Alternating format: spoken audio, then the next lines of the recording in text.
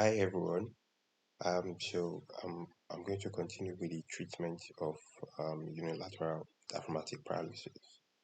Most of the time, patients with unilateral paralysis, you don't usually do anything for them, but in case, because most of them will be asymptomatic, but in case if the patient is symptomatic and the patient is, you know, feeling uncomfortable, you need to do some certain intervention to help the patient. So one thing you can do is what you call surgical application. So surgical application is just you are just tying like the diaphragm to a particular section of the abdomen.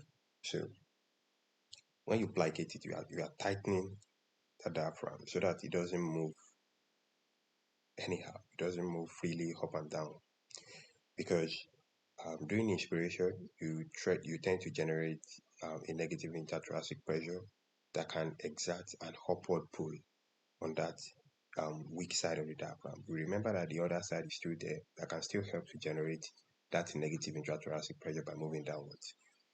So, but but when that normal one contracts and there's generation of that negative intrathoracic pressure, that pressure can pull up the affected side. And if the affected side is pulled up, it doesn't allow for enough room for air to come in into the thorax during inspiration. So we don't want that to happen. So to facilitate effective air movement into the lungs, you have to placate that and tighten that affected side so that it doesn't move up during when the person is attempting to take in air. Sometimes, if the patient is very bad, you might have to, provide a ventilatory support, maybe in form of maybe oxygen therapy with, mechanical ventilator. So that's that about the unilateral paralysis. Don't forget, most of the time when they are asymptomatic, you do nothing. If they are symptomatic, they might need ventilatory support. They might also need a surgical plication. Very, very important. But people with bilateral, most of the time they are in distress. They're having orthopnea, they're having, you know, dyspnea, they're having, um, exertional fatigue. They have poor exercise tolerance. So most of the time they will require ventilatory support in form of mechanical ventilator. So you have to give them a ventilatory support. And depending on the cause of the bilateral, because you said most of the bilateral comes from like muscular disorders, like maybe the patient's having polio, the person's having um,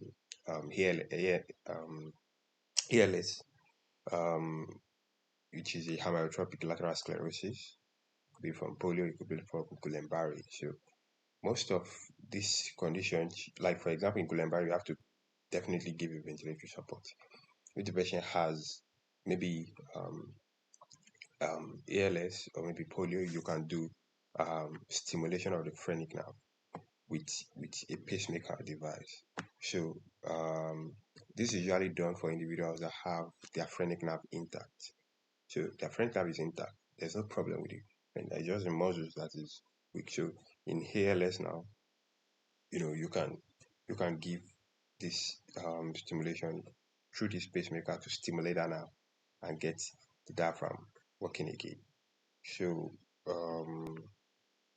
we should not forget this stimulation of the phrenic nerve with pacemaker in people with intact phrenic nerve. So this is not an option for individuals that have their phrenic nerve traumatized. So once there's like maybe the person is doing cardiac surgery and there's dissection of both nerves, you cannot stimulate a nerve that is not intact. And don't forget they will usually require ventilatory support. The next is diaphragmatic rupture. So this is not diaphragmatic paralysis from maybe nerve injury or muscle problem. No, this is when you have traumatic tear in the diaphragm, right? And it can follow injury to the thorax, it can follow injury to the abdomen because the diaphragm is more like a muscle that is separating the thorax from the abdomen below it.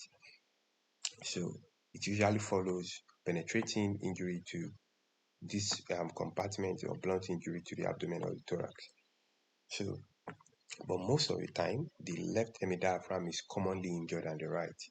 And this is because the liver is protecting the right side of the diaphragm. So it kind of cushions that and protects that right hemidiaphragm, so making it less liable to injury. But the left side is free. The spleen not as solid as the liver, and it doesn't offer much protection. So that left diaphragm is more liable to injury compared to the right. So because of the protective effect of the liver. So and that also affect the management, because if somebody presents with right hemidiaphragm tear, you are not in a hurry to do surgery, because you know that the liver is going to exert some tamponading effect on that injury, and the person is not going to present with the signs and symptoms immediately. So there's no urgency in that. But once there's a tear to the left side, you need to quickly take in the patient for a surgical repair. Very, very important.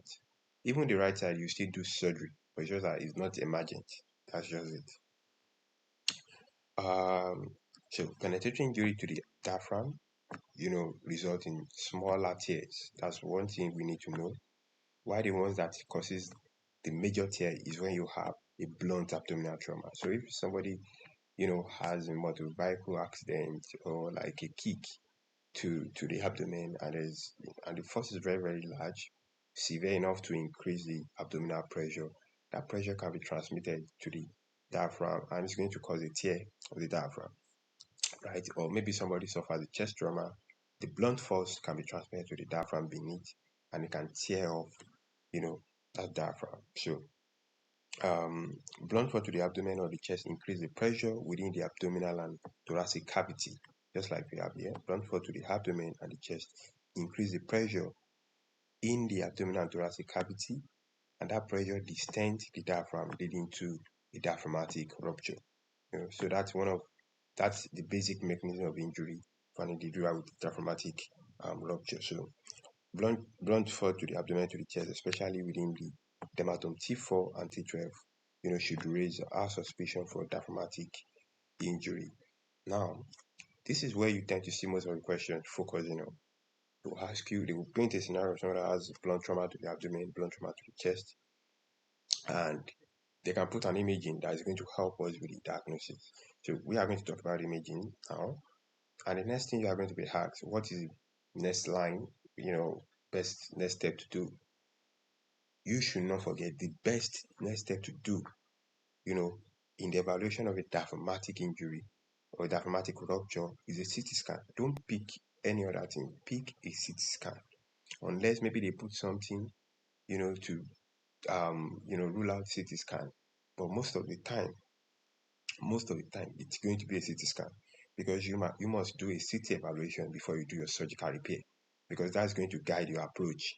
Either you do a laparotomy or you do a thoracotomy, right? But you must do a CT scan. That's for the surgeons to decide, what they are going to use it for. But your CT scan will help you to see the extent of injury.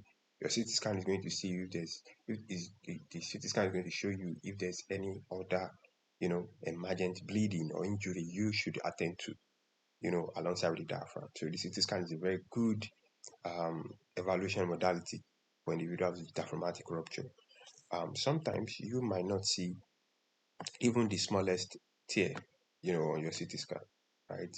Sometimes some people do other investigation depending on the availability. The best is the CT, but if it's not available, you can do an ultrasound, and the ultrasound is going to be showing you discontinuity of the diaphragm, right?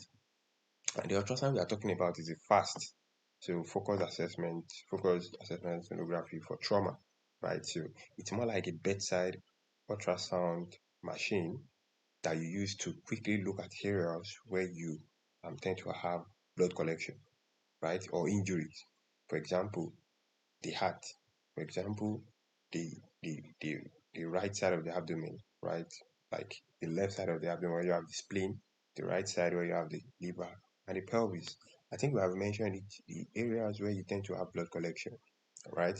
The chest, the heart, around the heart, the the the abdomen, the pelvis, right, and external.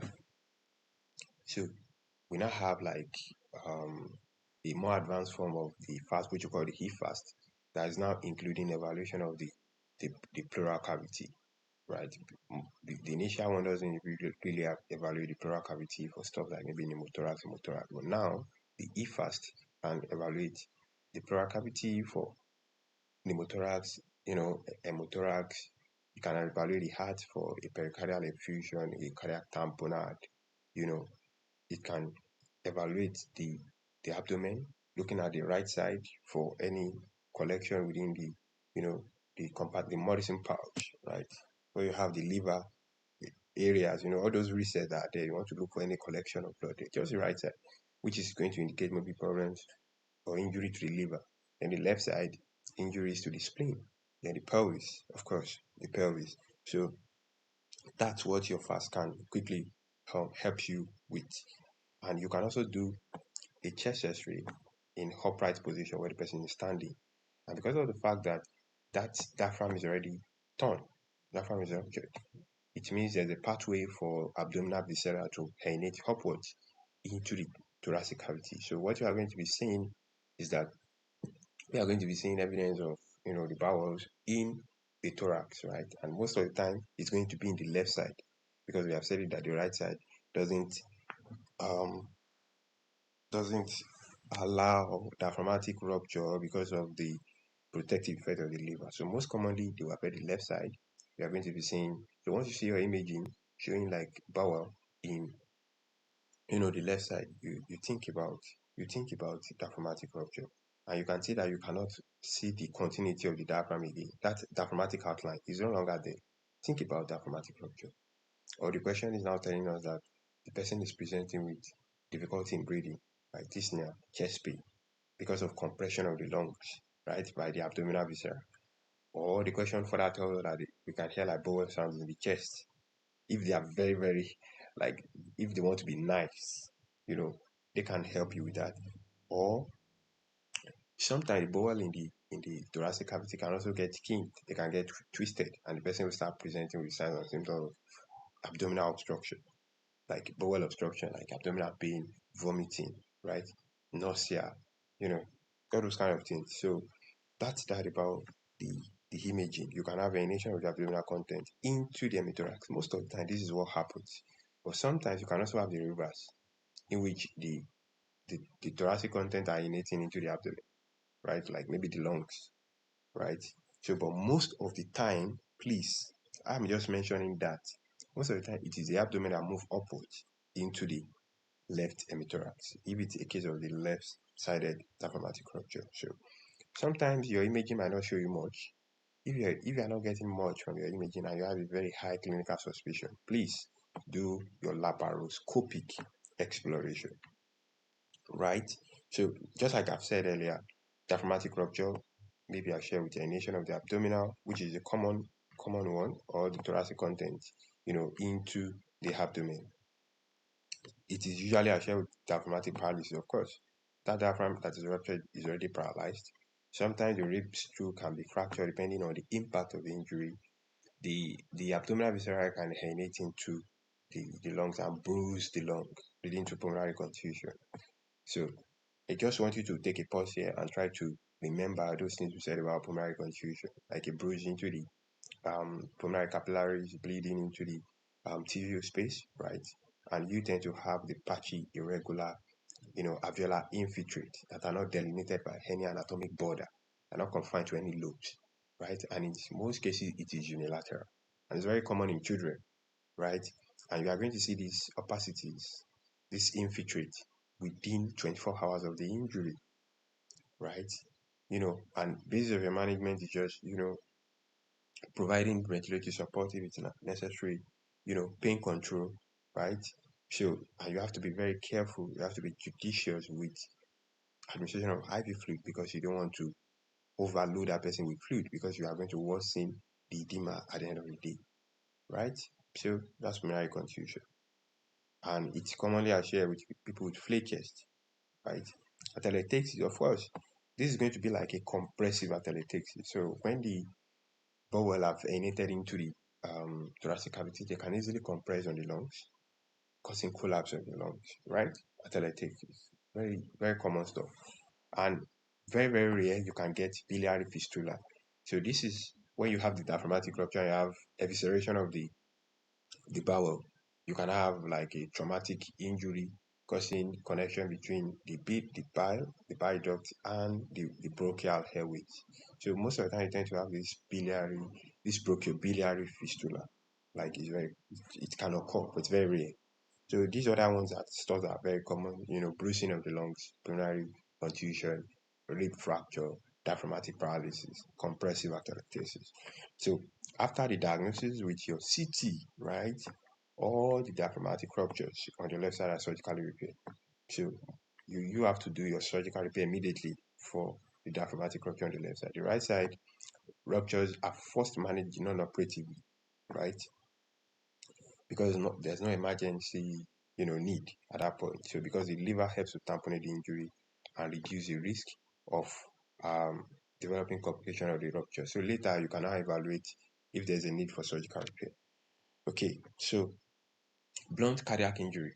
The blunt cardiac injury is just when you have a blunt force, maybe like a fall to the chest, fall from height, motor vehicle accident to the heart, right? So it can cause a bruising of the heart, and which is what you call myocardial contusion, right? And this is actually with some of the symptoms of like chest pain, like they have because they have this like weakness of the contractility of the heart muscle. When the heart muscle is kind of bruised, when the heart itself is bruised, it doesn't contract well, right? So it can lead to a form of cardiogenic shock. You know, there's um there's cardiogenic shock, which can lead to hypotension. There's chest pain. There is arrhythmias. So it can irritate the cardiac walls, leading to arrhythmias. You know, it can even cause bundle block, right? You can get a new onset bundle block. You can get arrhythmias. You can get hypotension. You can get chest pain. You know, and um, just like we have said, because of the fact that it affects the contractility of the heart muscle, there's usually left ventricular dysfunction, causing cardiogenic shock, right? The inotropic action of the heart becomes very weak. They cannot contract very well, and at the end of the day, there's going to be a resultant hypotension because there's a high tendency of the cardiac muscle, the cardiac tissue to be injured.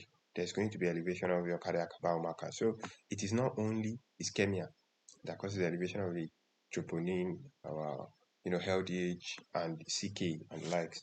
So anything that traumatizes the tissue of the heart causes elevation of the cardiac biomarkers, and you have to definitely do an ECG. Anybody with a blunt cardiac injury, you must do an ECG because you have to be on a continuous cardiac monitoring. Do an ECG. If the ECG is abnormal or the patient is unstable, you have to do a follow-up echocardiography. Very, very important stuff because individuals with blunt cardiac injury can have injury to different parts of the heart. They can have a valvular rupture, they can have a wall rupture, they can have um, um, a pericardial effusion, they can have a cardiac tamponade. So, and all these things can even cause, hemodynamic instability, ECG changes. So, you need to do your echocardiography, particularly in abnormal situations of ECG results or you having hemodynamic instability. After you have done your ECG, do your echo to evaluate that patient. Most of the time, the treatment is supportive depending on the complication. But if it's just a case of cardiogenic shock alone, it's supportive. Just give your inotropes, your dobutamine, your Mirinone to just help with the contractility, right? But if there's any other associated complication, you must, attend to it accordingly. So cardiac tamponade, do your pericardial sentences, um, anything you find, just treat it. Anything you find, you treat it. So that's the way it works. Then the next is aortic disruption. So people that suffers blunt trauma to the chest, can have injury to the aorta. So there's a part of the aorta that's very prone to injury, and I think I have a picture here, and that is the aortic isthmus, right?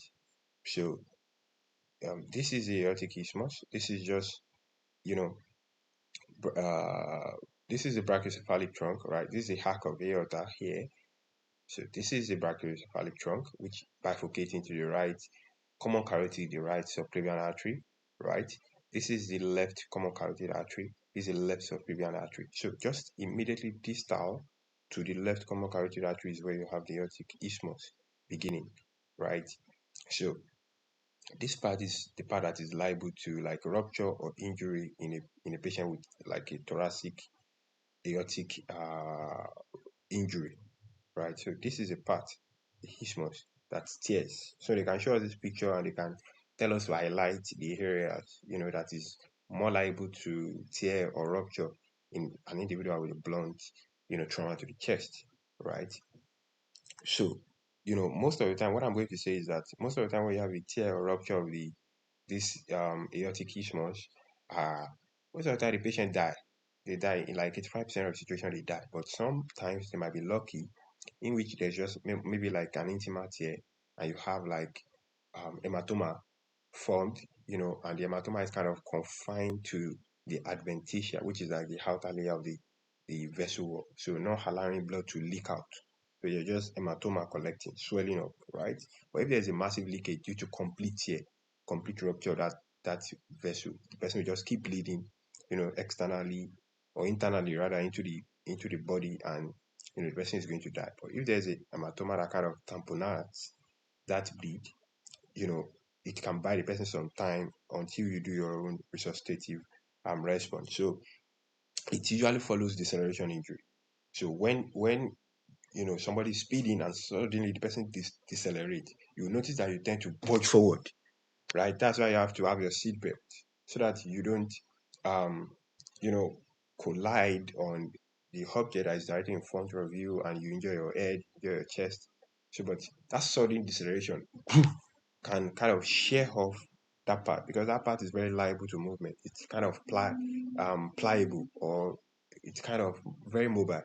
So it can easily shear off, from the forward movement of the adjacent side of the aorta, and it tears off, you know, it tears off. So it's very common in individuals with high speed motor vehicle accident with sudden deceleration, ejection from vehicles immediately, like just press the brake, boom, and they are ejected, bam, from the vehicle.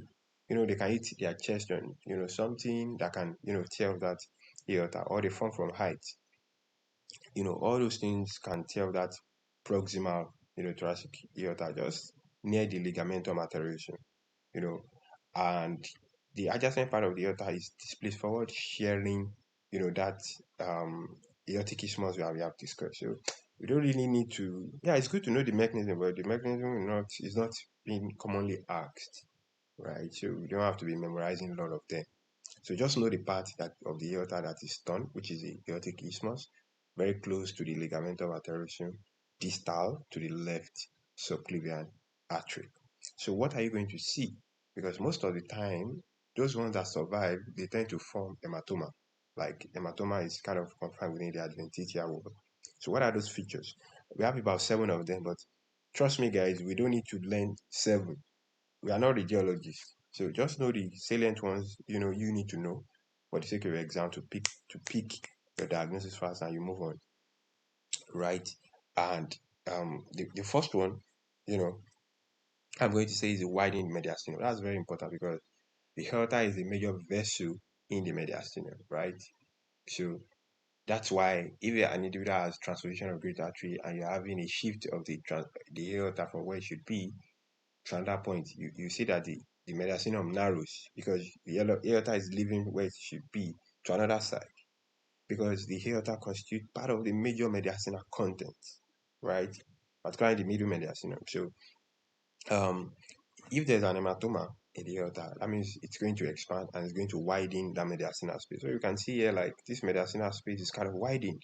This is part labeled by 1. So you can see this mediastinal space is widening. It should not be this wide. But this is too wide. So this shows that there's a collection somewhere here, like loss of the knobs. So once you see that widening mediastinum, you can evaluate for other things too.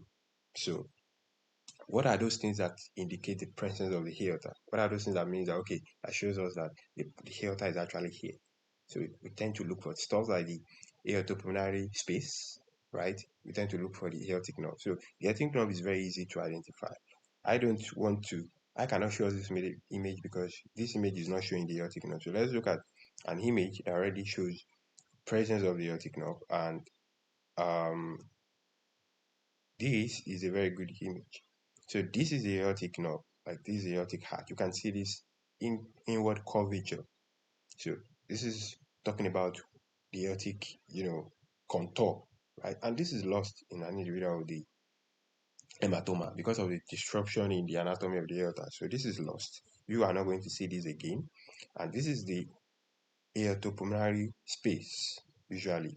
So here you have your ligamentum arteriosus, you have some lymph nodes, fat tissue and the likes here. And this is a point that delineates the point of transition between the aorta and the pulmonary vessels. So you have the pulmonary vessels below, you can see the pulmonary artery. So this is their separating space, right? This is also lost because the aorta is kind of shattered, it's kind of distorted. So you don't have this, you don't have this. So if you look at that part of uh the aorta, you know, you are not going to find that. So there's no contour again. You cannot see anything. So the aortic contour is lost. So this should be number 5. Number 5 should be the aortic blurring of the aortic nerve. You can see blurring of the aortic nerve. Number 5, nothing there. This should be the aortopulmonary window.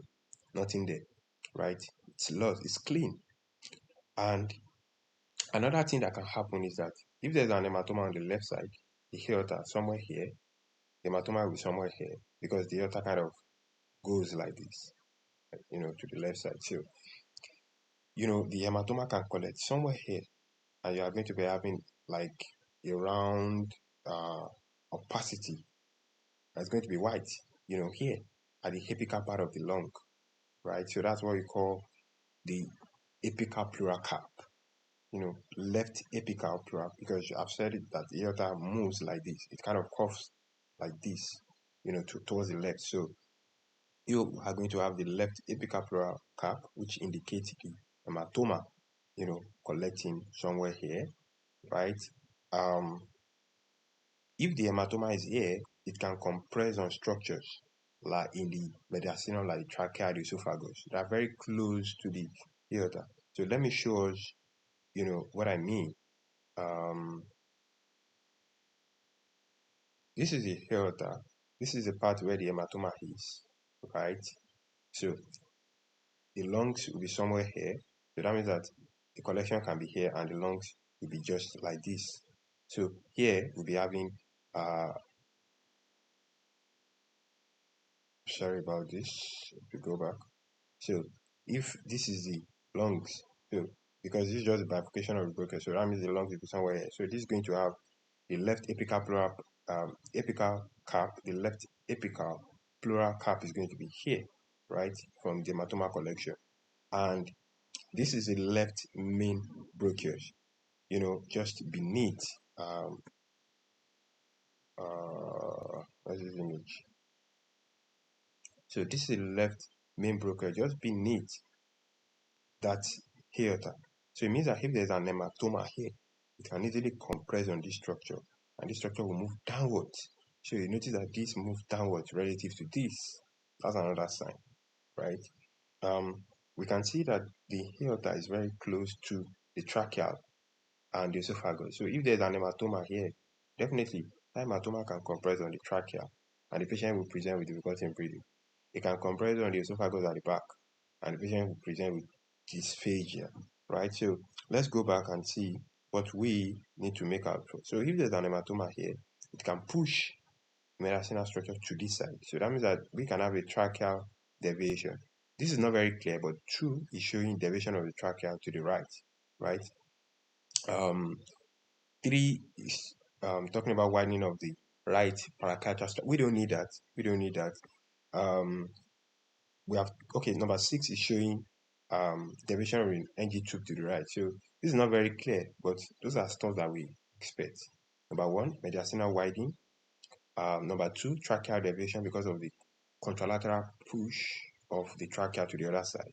There's going to be contralateral push of the esophagus too to the other side.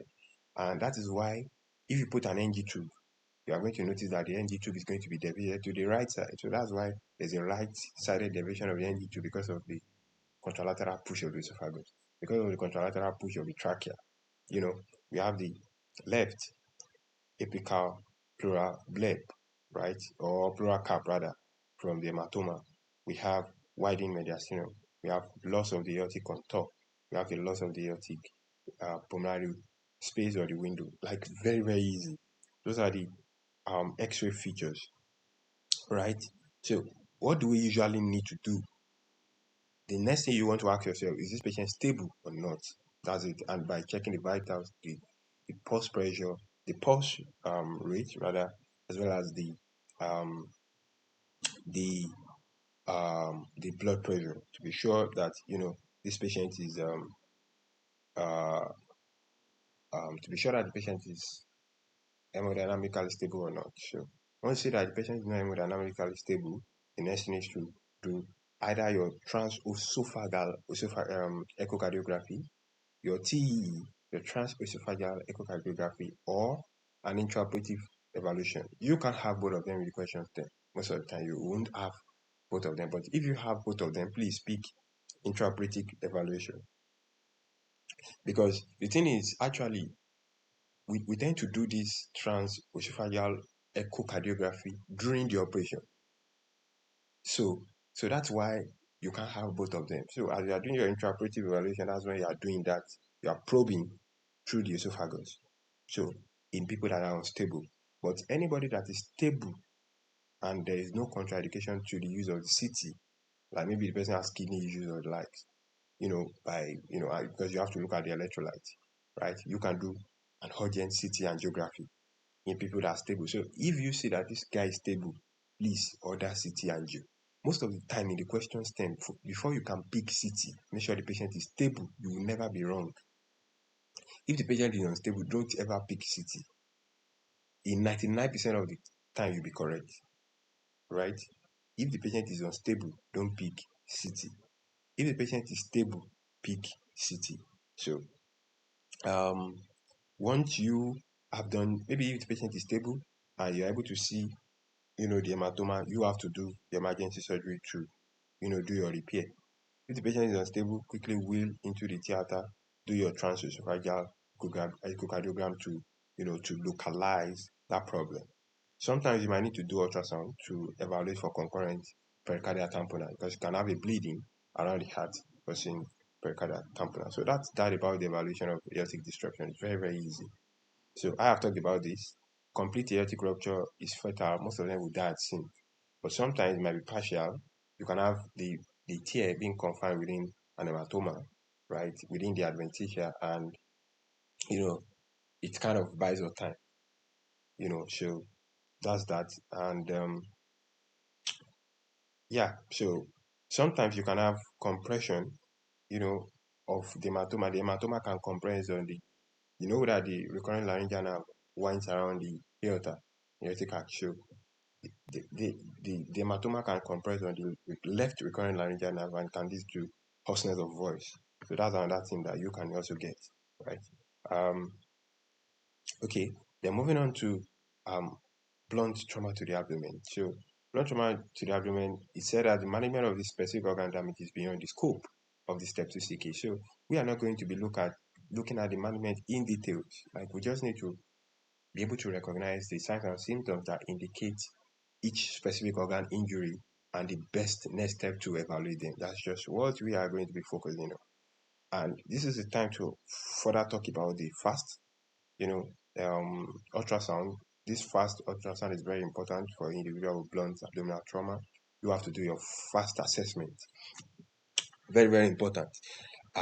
Which is the ultrasound, the best ultrasound that I said that you are going to evaluate your chest, the heart, the right side of the abdomen, the left side of the abdomen, the pelvis, to see if there's any collection or any bowel injury or any organ injury whatsoever, right? Sometimes there might not be availability of the fast. So you might do a more invasive technique, which is called the diagnostic peritoneal lavage. So what you are trying to do is you are trying to just, put in a catheter into the abdomen, put in some fluids like saline, and you try to you try to aspirate. So if you see blood, you know, a significant volume of blood, you can tell that, okay, this patient is actually bleeding internally, and you can quickly attend to the patient. So for patients that are unstable, you can't be trying to be opening the abdomen, putting catheter, and be aspirating. That's time wasting. So the fast is preferred to the DPL. But sometimes your fast results might not be definitive. You might not get, you know, a solid, diagnosis. Like you might not be able to be sure of what you are saying. So in that situation, you might need to do your DPL. If you are getting unequivocal results with your fast, or if the fast is not available, do your DPL. So most of the time, pick fast. If the fast is in the question stem, pick fast, right? You use both of them in people that are unstable, but you prefer your fast over the DPL. But if the patient is stable, just like we have said initially, any patient that is stable, pick your CT scan. Please don't miss it. Pick your CT scan. So people that have minor trauma, you don't really do much. You just do your serial abdominal ultrasound scan, to evaluate them, particularly anybody with no seatbelt sign or mild tenderness on examination, right? No symptoms, just mild tenderness, no seatbelt sign. Seatbelt sign means abdominal bruising, and you are seeing that mark of the seatbelt. So it means there's a high chance of internal injury. So you have to do your CT evaluation, right? So what are the organs that are commonly injured in abdominal blunt injury? The first one is the spleen. Spleen is the most commonly injured organ. Like it's protected by the 9 to 11th rib. So if you have a fracture to this left ribs, left 9 to 11, they can easily puncture into the spleen and you have, hemoperitoneuria.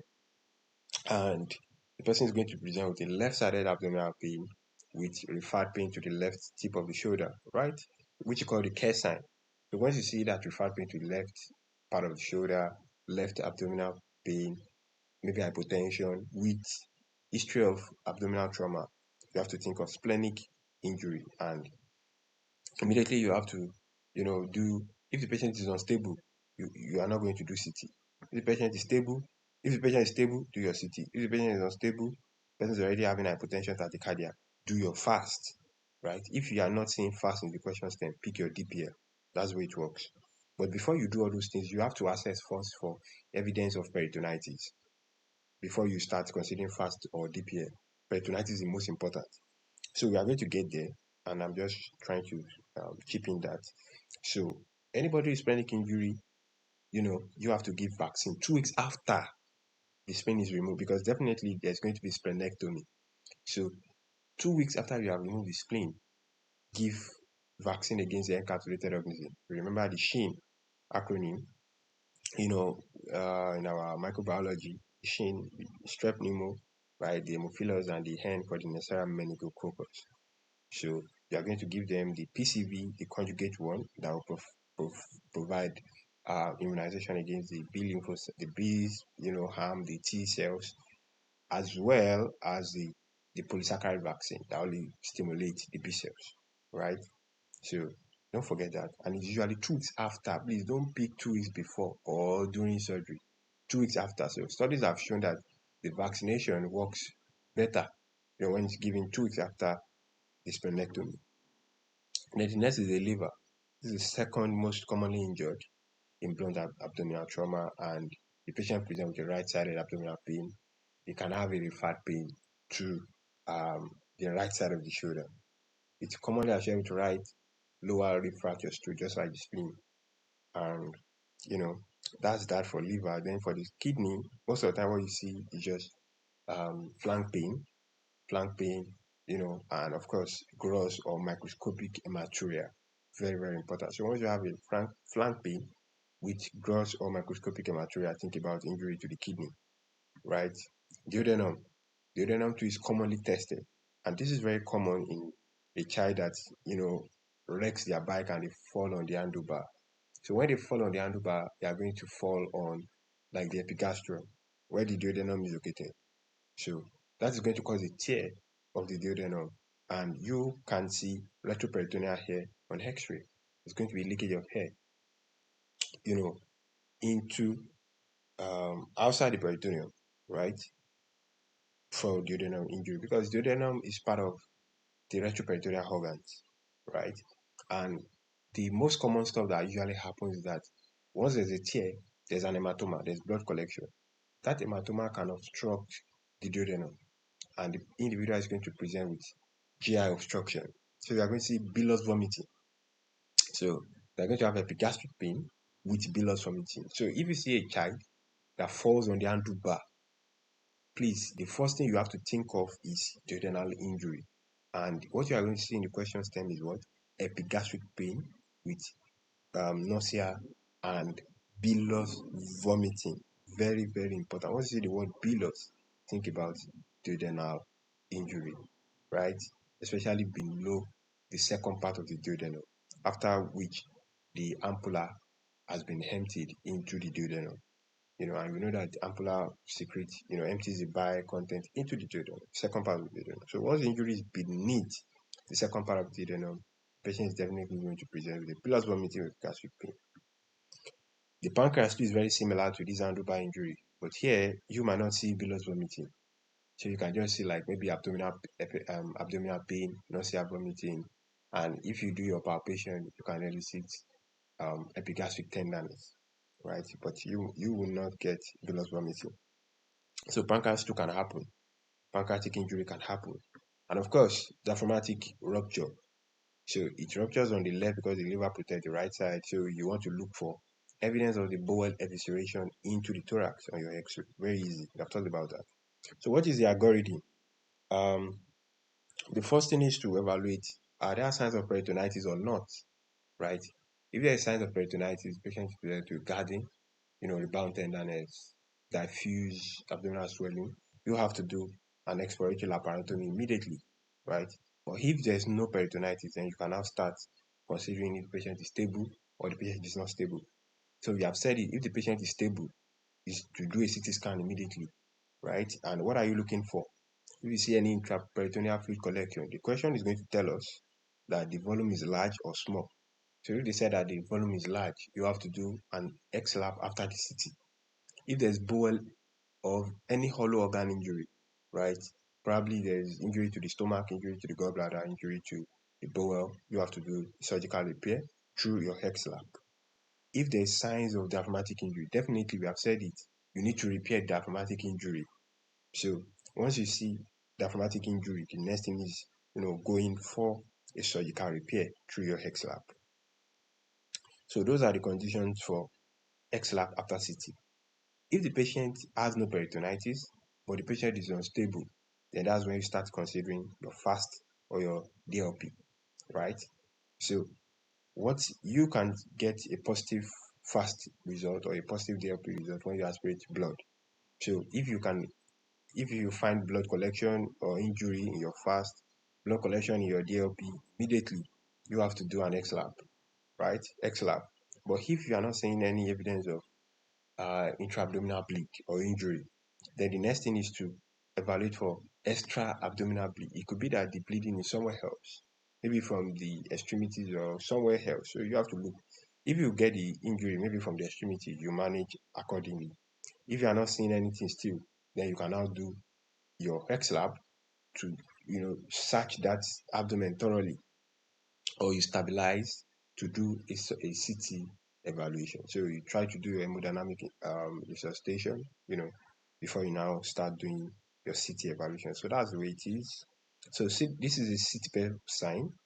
So it means that the driver is kind of restrained, and the fact that this leaves some marks on the abdomen means there's a high chance of abdominal visceral injury or laceration. So or tear rather.